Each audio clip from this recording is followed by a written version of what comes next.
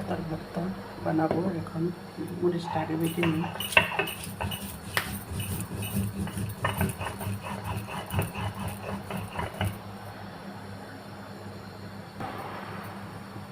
এখন পাতাটা বেটে নেব।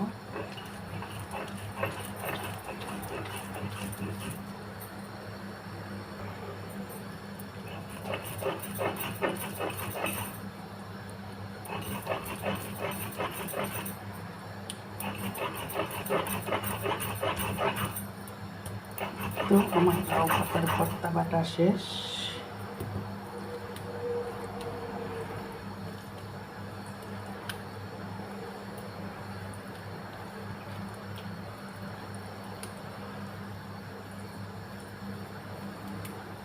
তো হয়ে গেল আমার লাউ পাতার ভর্তা।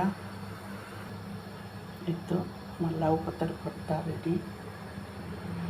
এভাবে বানিয়ে দেখবেন, খেতে কিন্তু ভীষণ মজা হয়।